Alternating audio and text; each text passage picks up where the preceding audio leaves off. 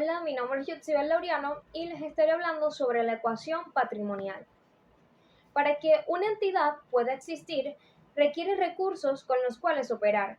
Estos recursos se denominan activos y están financiados mediante aportes propios que se denominan patrimonio o de terceros que se denominan pasivos.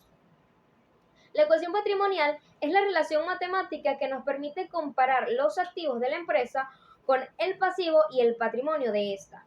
Por ello, la ecuación contable se representa a través de la siguiente fórmula matemática, la cual es activo es igual a pasivo más patrimonio, donde el activo son los bienes y derechos de la empresa con los cuales se espera generar beneficios futuros.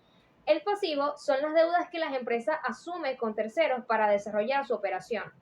Y el patrimonio son las deudas de la empresa con los socios y o accionistas.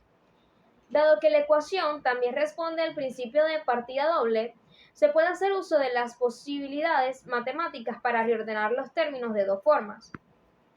Una de ellas es patrimonio, que es igual al activo menos el pasivo, y la segunda forma es pasivo es igual a activo menos patrimonio.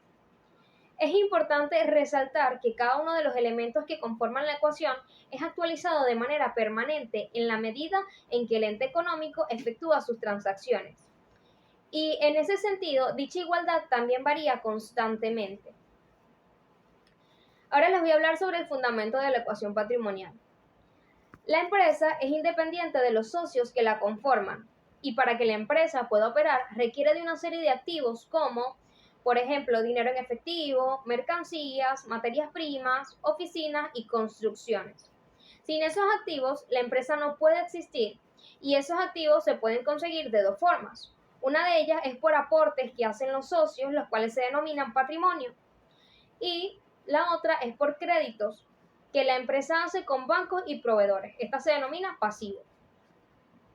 Es por eso que el activo siempre estará representado en una combinación de pasivo y patrimonio, o solo patrimonio cuando la empresa no se ha endeudado y todo lo han aportado los socios. Por ejemplo, supongamos que se constituye una empresa que requiere una inversión de 100.000 bolívares y los socios solamente tienen 70.000, lo que los obliga a conseguir prestados 30.000 bolívares para completar los 100. Con esos datos, la ecuación sería 100.000 es igual a 70.000 más 30.000, ya que 100.000 es el activo, es decir, lo que se va a invertir. 70.000 es el patrimonio porque es lo que los socios van a aportar y 30.000 es el pasivo porque es lo que van a pedir prestado. Esta ecuación tiene tres variables y a partir de dos variables podemos encontrar lo que falta. Por ejemplo, si tenemos un activo de 500 y un patrimonio de 300, podemos hallar el pasivo.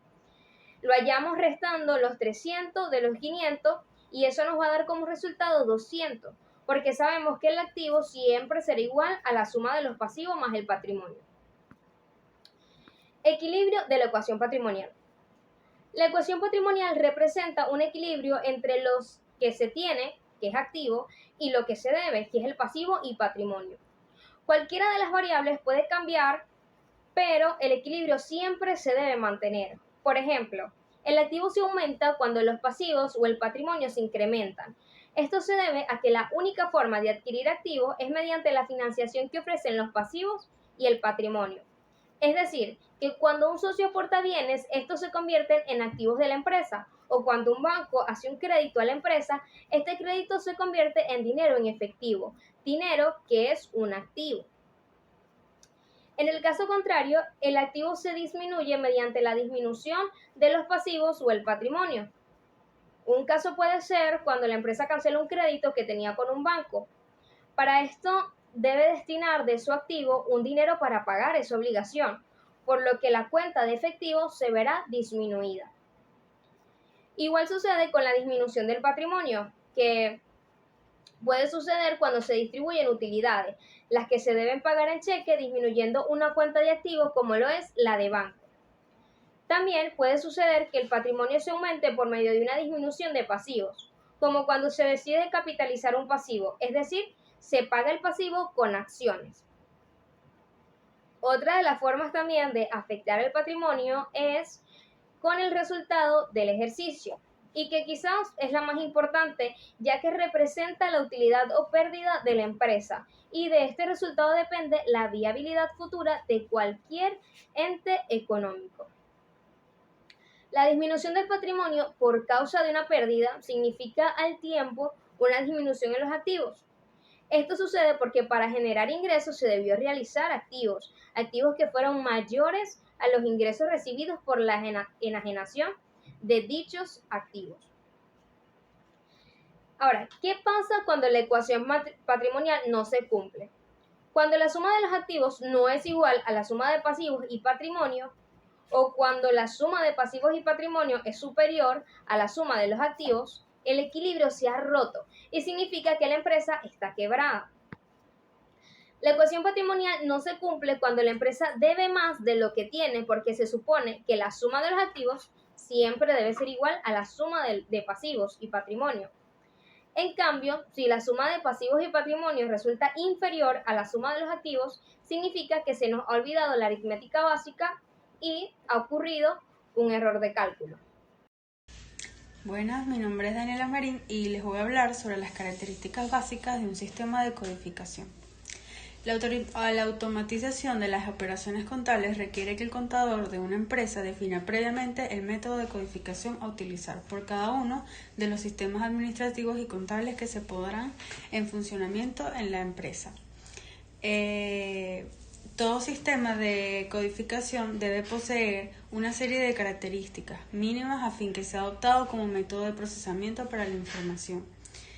Dentro de esas características podemos encontrar la precisión del código, que significa que un sistema de codificación debe aceptar una sola codificación correcta para cada elemento de un conjunto. Por ejemplo, a cada persona que abra una cuenta corriente de un banco debe asignársele un solo código y este debe ser único para esta cuenta. Flexibilidad. Significa que la estructura del código debe aceptar más elementos en caso de que se necesite agregarlos. Uno de los problemas más comunes es que se presentan en los códigos contables es la falta de flexibilidad al no tomar en cuenta las operaciones futuras en la empresa. El conciso, que establece que no se deben adicionar códigos que no tengan relevancia al momento de identificar un elemento dado. Es decir, que cada elemento del código debe ser identificado claramente y que no se preste a confusión. El significativo, para que un elemento sea significativo, el mismo debe indicar la característica diferencial de los elementos que están codificados. De esta forma se podrá distinguir o identificar por el código la transacción que se está procesando. Luego viene la operabilidad, que la operabilidad de un sistema de codificación implica que los códigos definidos pueden ser manejados fácilmente por un sistema mecanizado de cómputo. Debe tomarse en cuenta que una computadora entiende principalmente códigos que sean de fácil operabilidad. Buenas noches, mi nombre es Francisco Jiménez y les voy a hablar sobre los sistemas de codificación y los sistemas de codificación contable y sus tipos. Entonces, ¿qué es un sistema de codificación? Es un sistema que permite, mediante símbolos, poder analizar una información dada. ¿Para qué se utiliza un sistema de codificación? Para que la persona pueda entender y analizar dicha información de manera más fácil para poder transmitirla. ¿Qué es un sistema de codificación contable? En la contabilidad se utilizan mucho los símbolos, las letras y los números para poder codificar la información que esté incluida en los libros contables o en cualquier procedimiento contable. Entonces, los contadores pueden utilizar cualquier tipo de codificación que vamos a hablar próximamente y así podrá hacer más fácil su trabajo de analizar y transmitir dicha contabilidad. Se debe inculcar que dichos sistemas de codificación no son universales, ya que cualquier contador, firma contable o empresa puede escoger cuál es el tipo de sistema de codificación que más le conviene. El primer tipo de sistema de codificación es el secuencial. En este caso, el contador va a asignar una serie de números que va a seguir una seguidilla según la secuencia del número, como por ejemplo 00, 01, 02, 03, y en este caso él va a organizar cómo van a realizarse los cambios en la contabilidad o cómo se va a asignar cada entrada o salida en el libro mayor de la contabilidad. Ahora vamos a hablar sobre el sistema de codificación mnemotécnico. En este caso, el contador va a abreviar las palabras, como por ejemplo ACCT, que significa account en inglés y en español es cuenta. Otra de las abreviaturas es DT, que en inglés es date y en español es fecha. Entonces, como podemos ver, el contador de esta manera puede abreviar algunas palabras para poder hacerse más fácil su trabajo y poder transmitirlas de manera más regular y fácil y organizada. Ahora voy a hablar sobre los sistemas de codificación fonética. En este caso se utiliza cuando hay palabras o nombres que tienen la misma pronunciación o es muy parecida. Entonces, a esas palabras se le asignan unos códigos que van a diferenciar uno del otro. Entonces, de esta manera, el contador o la persona que va a realizar dicha contabilidad va a poder percatarse de la diferencia entre una palabra que tenga el significado y otra palabra que tenga la misma pronunciación, pero pueda tener otro significado. Ahora voy a hablar sobre los sistemas de codificación alfabética. En este caso, el contador va a utilizar solo palabras, ni números ni símbolos, para poder organizar e identificar las diferentes cuentas o procedimientos contables que se van a realizar. Ahora voy a hablar sobre los sistemas de codificación numérico. En este caso, todos los contrarios alfabéticos no se van a utilizar ni letras ni símbolos y se utiliza para poder enumerar y dar el orden de cualquier cuenta o procedimiento contable. Ahora voy a hablar sobre los sistemas de codificación por bloque. En este caso, el contador le va a asignar una serie de números, como pueden ser del 6000 al 6.999, que puede significar como por ejemplo activo fijo. Entonces, cuando el contador o la persona que va a analizar dicha contabilidad se consigue con el código entre el 6.000 y el 6.999, sabe que esos códigos pertenecen a los activos fijos y no pertenecen a otra cuenta como lo puede ser pasivo. Entonces, cada una de esas cuentas va a tener un código. Por ejemplo, podemos tener, como ya lo dije, el activo fijo del código 6000. Los pasivos tienen como código el 5000. Entonces, de esta manera, el contador o la persona que realizará la contabilidad va a entender de manera más fácil cómo se organiza dicha contabilidad. Ahora vamos a hablar sobre los sistemas de codificación según su grupo. En este caso, el contador va a organizar dicha contabilidad, valga la redundancia, por cuentas. En este caso, como son las cuentas de activo, las cuentas de pasivo y las cuentas de capital. De esta manera mantienen el orden y mantiene el reglamento de las normas NICS, que son las normas internacionales de la contabilidad. Otro de los sistemas de codificación es por código de barra.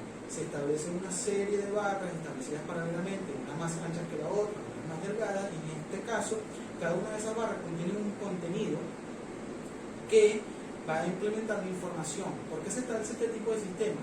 Para que al escanearlo sea más fácil y se pueda revisar dicha información de forma más segura. Ahora también vamos a hablar sobre los sistemas de codificación por dígito de verificación. En este caso, no sé si se han percatado que debajo del código de barra tienen unos números. Esos números son el dígito de verificación. Entonces, de esta manera se va a percatar, en el caso de que sea algún producto contable o puede ser en un libro contable, se va a saber si el contenido de dicho código de barra es el pertinente o el que estamos buscando. Otro que vamos a implementar es el sistema de codificación por códigos de verificación. En este caso, se implementa más que todo para deducir o ver si hay algún error en las transcripciones de alguna información contable, como por ejemplo, si un contador quiere agarrar y pasarlo el libro mayor o el libro diario a una base de datos informática, entonces mediante este tipo de códigos que se establecen de verificación, al poder transcribirlo y al transcribirse, él va a poder verificar si está de manera correcta y si tiene algún error, cómo poder corregirlo o localizar dicho error. Muchas gracias por su atención. Ahora le voy a pasar a mi compañera que le va a seguir explicando otros sistemas contables y sus procedimientos. Hola, mi nombre es Francesca Guzmán y les estaré hablando sobre la codificación contable.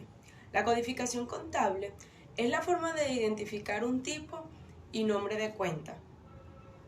Una cuenta es el nombre genérico contable con el que se identifica características similares y que permite registrar débitos y créditos, aumentos y disminuciones o viceversa, que ocurren en los elementos de la ecuación contable. Los códigos de contabilidad no son universales, ya que cada contador, firma de contabilidad, institución o empresa, puede crear su propio sistema de codificación en contabilidad, siempre adecuando a sus propias necesidades organizacionales. Todo sistema que amerita de una codificación debe tener algunas características que le dan la fuerza para que éste sea elegido por la empresa dentro de su marco laboral. Tiene como función asignar números y letras a los datos para crear una base de datos de búsqueda rápida.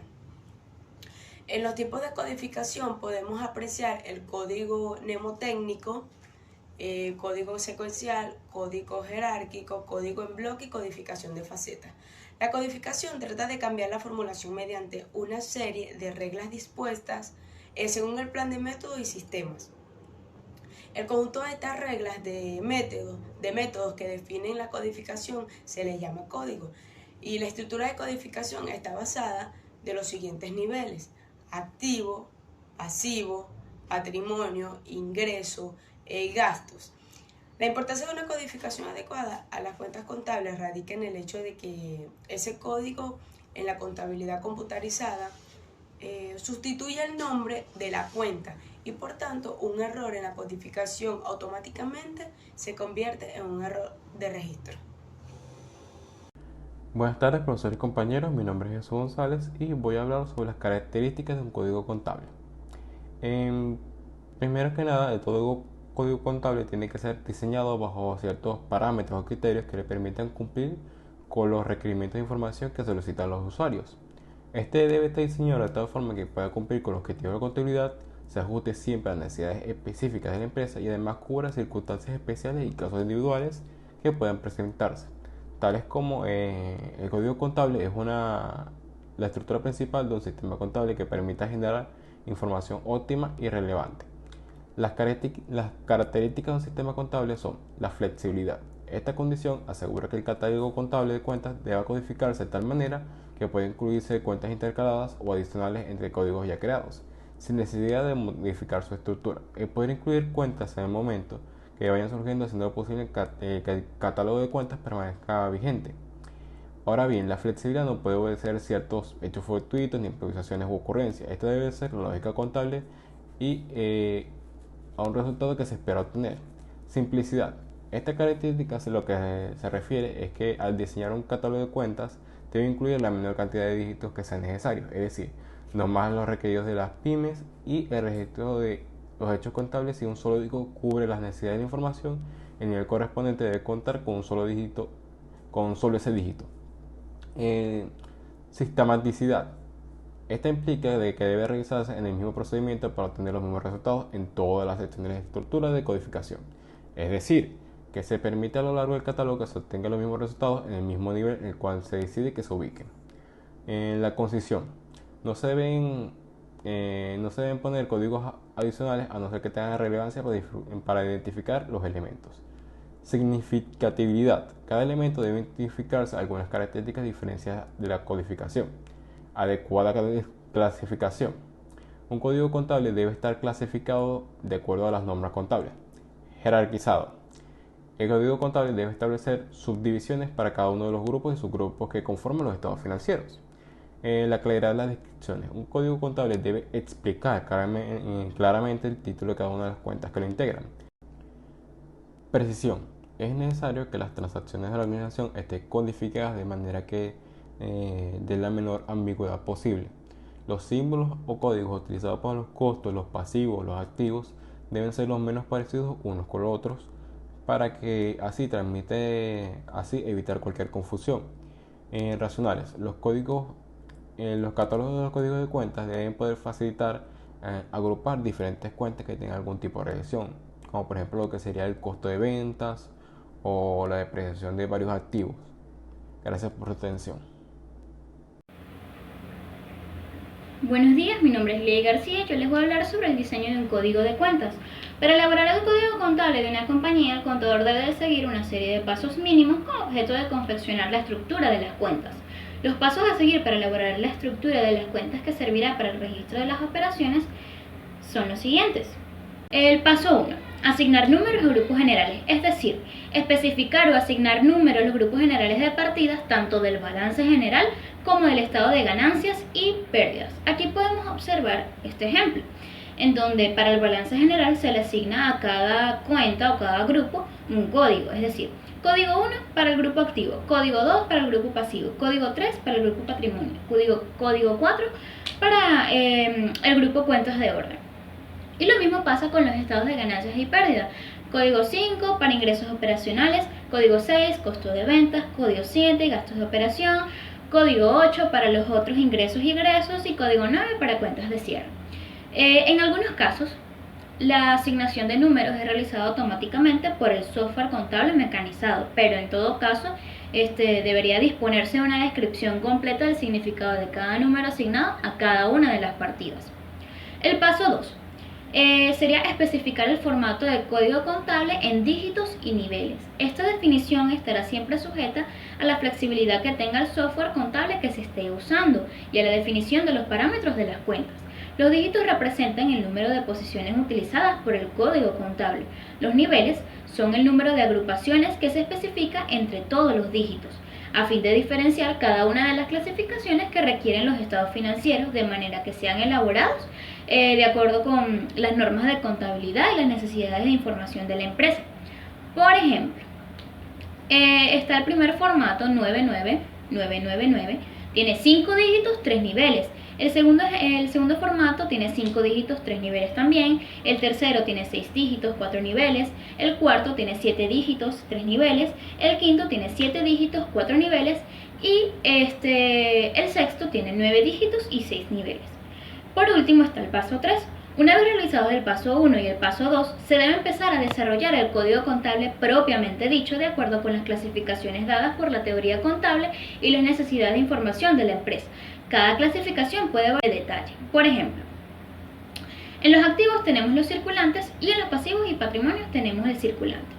De esta manera, entonces tenemos al disponible, prestaciones sociales, exigibles, sociales, realizable, pasivo a largo plazo, fondos, otros pasivos, inversiones, capital social, activo fijo tangible, utilidades no distribuidas, activo fijo intangible, otros activos, cuentas de orden. De manera que los activos con los activos y los pasivos del patrimonio con los pasivos del patrimonio, pero cada uno debe estar en su clasificación. Muchas gracias. Buenas tardes, mi nombre es Guerrero. Hoy les voy a explicar sobre ejercicios de codificación de datos. Para esta primera parte vamos a hablar sobre la codificación de datos mnemotécnica y para el segundo ejercicio vamos a hablar sobre la codificación de datos contables. El ejercicio primer ejercicio dice así: Computer PC, compañía anónima, es una tienda de venta de equipos de computación al por mayor que ha tenido mucho éxito en el mercado local. Su crecimiento se ha basado más en su excelente calidad de atención al cliente. A medida de que se han incrementado las operaciones del negocio, los ítems de la mercancía se han diversificado y aumentado. Por ello, para el mejor manejo de inventario se ha decidido adoptar el método de codificación de datos mnemotécnica, de tal forma de que los vendedores identifiquen rápidamente los ítems y sus características con la correspondiente ubicación en el almacén. Seguidamente se le presenta el detalle parcial del listado de inventario. Primero vamos a explicar sobre el cuadro que tenemos de 7 ítems, en el cual expresan así. El primero, computador CPU 486, velocidad de 33 MHz CX, disco duro de 200 MB. El segundo habla sobre el computador CPU 386, velocidad de 50 MHz de DX2, disco de 170 MB. El tercero habla sobre la tarjeta madre Intel 486 DX2 de 66 MHz. El cuarto habla sobre la tarjeta madre Intel de 486 DX2 de 50 MHz. De quinto tenemos la tarjeta madre Cyrix de 486 DX2 de 50 MHz. Para el ítem número 6 tenemos la tarjeta madre Cyrix 486 DX2 de 66 MHz. Y por último tenemos la escáner de 256 tonalidades. Ahora, la pregunta de aquí es que se debe de codificar el listado que hemos explicado anteriormente usando la codificación de datos mnemotécnica. Para esta parte tenemos aquí la codificación de datos de los ítems que he explicado. Para el primero sería CPU 486 V33 de 200 MB. Para el segundo sería CPU 386 V50 de 170 MB. El número 3 sería TMI 486 DX2 de 66 MHz.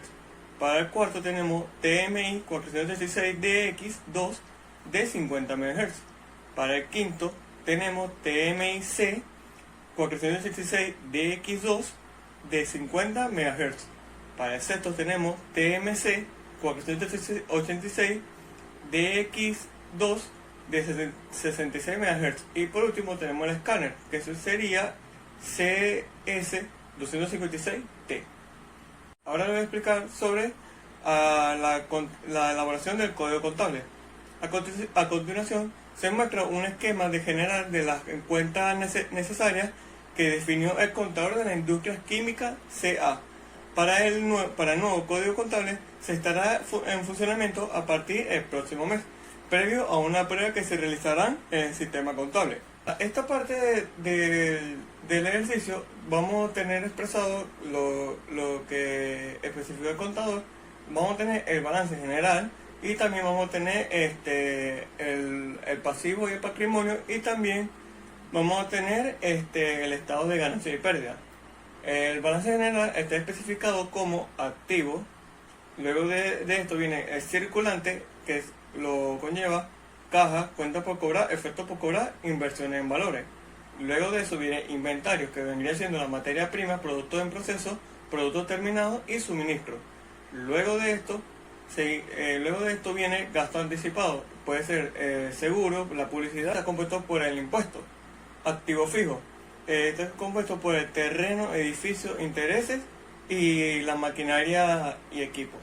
Pasivo y patrimonio. En el pasivo y patrimonio tenemos, la primera escalón tenemos el circulante, que vendría siendo cuentas por pagar, efectos por pagar, acumulación. Luego de esto vienen acumulaciones, que vendría siendo nómina, intereses, impuestos. Luego de esto vendría pasivo a largo plazo. Este sería hipoteca, préstamo bancario. Y luego de esto tenemos la reserva, que vendría siendo la depreciación acumulada, la provisión para cuentas incobrables. Y luego de esto pasamos a la parte del capital. En el capital tenemos dos partes. Tenemos el capital preferente, el capital social, que viene siendo el preferente y el común. Luego de esto viene otra sección que se llama superávit, que está compuesto por acumulado y donado. Estado de ganancia y pérdida.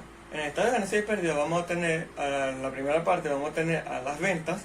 En las ventas, esta se divide en costo de venta, gasto de venta. En gasto de venta se abre una nueva sección, en la cual sería sueldo de departamento en venta, propaganda, flete sobre venta. Luego de esto viene gasto administrativo, que este está compuesto por los sueldos de empleados, comisiones de venta, otros ingresos y egresos. Ahora les voy a explicar sobre cómo se debería hacer la codificación contable para este balance general y el estado de ganancia y pérdida. Ahora les voy a explicar sobre cómo debe ser la codificación y las cuentas del balance general y del estado de situación de ganancia y pérdida. En esta parte vamos a explicar primero lo que vendría siendo la parte del activo, y en esta se codificaría de esta forma. 1 representaría el activo, 1 el activo disponible, y 1 representa el activo circulante. En el activo circulante nos vamos a abrir una sección que se llame caja, la cual vendría siendo 11101. Luego de esto viene el activo exigible, o también podría ser como activo circulante, pero este sería 112. en el cual en esta va cuentas por cobrar y efectos por cobrar. Cada una debería ser 11201 y 11202. Luego de esto pasamos a la parte que vendría siendo el inventario, que vendría siendo 113. En el inventario nos dividimos por la materia, los materiales disponibles o la materia prima, que vendría siendo 11301. Luego de esto viene producto en proceso, que vendría siendo 11302. Luego de esto, producto terminado, que vendría siendo 11303. Y por último tenemos en esta parte 11304, que vendría siendo el suministro. Luego de esto vienen los gastos anticipados, que estos son el seguro, la publicidad y también los impuestos. Este sería de la forma de 114, el seguro vendría siendo 11401, la publicidad vendría siendo 11402 y los impuestos vendría siendo 11403. Luego de esto pasamos a los activos fijos. En los activos fijos tenemos 115 y tenemos a terreno, edificio, intereses y maquinaria y equipo. El activo fijo se representaría como 115, el terreno se representaría como 11501, el edificio 11502, los intereses en 11503 y maquinaria y equipo 11504. Luego de esto vamos a la parte que vendría siendo otros activos. En este se divide solamente en inversiones en valores. En este sería 116 y se representaría de la forma 11601. Luego de esto vamos a pasar a los pasivos y patrimonio. En los pasivos y patrimonio ya aquí comienza una nueva sección. Esta vendría siendo la número 2. En la primera parte tenemos 2. Luego tenemos el pasivo circulante, que vendría siendo 2.1, y este se divide en cuentas por pagar y efectos por pagar. Este vendría siendo 2.1.01 y el efecto por pagar 2.1.02. Luego tenemos las acumulaciones, que vendría siendo 2.2. En las acumulaciones tenemos nómina. La acumulación se representa 2.2 y las nóminas se representan como 2.2.01. Luego de esto tenemos los impuestos, que vendría siendo 2.2.02. Luego de esto pasamos a tener intereses, que vendría siendo 2.2.03. Y luego de esto tenemos el pasivo a largo plazo. El pasivo a largo plazo se representa como 2.3. El pasivo, de aquí tenemos la parte que vendría siendo 2.301, que representa a la hipoteca, y 2.302, que representan los préstamos bancarios. El 2.4 representa las reservas. En este tenemos la depreciación acumulada y la provisión de cuentas para incobrables. En este se divide en 2.4 y vendría siendo la depreciación acumulada 2.401 y la provisión a cuenta para incobrables 2.402. Luego de esto pasamos al capital social.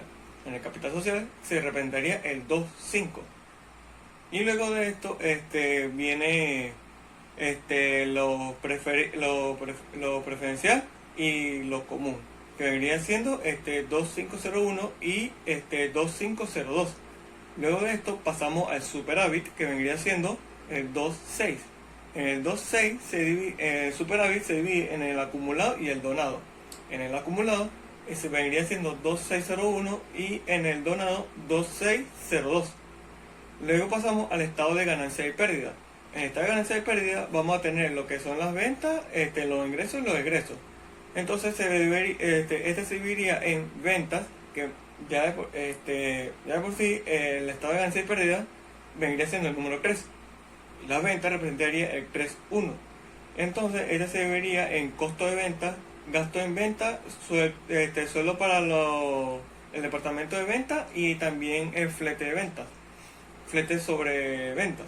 Vendría siendo 3.1 la venta, 3.101 que vendría siendo el coste de venta, 3.102 vendría siendo el gasto de venta, 3.102 vendría siendo el sueldo de empleado y las comisiones sobre venta, que vendría siendo 3.202. Y por último tenemos otro ingreso y egreso, que vendría siendo el 3.3. Gracias.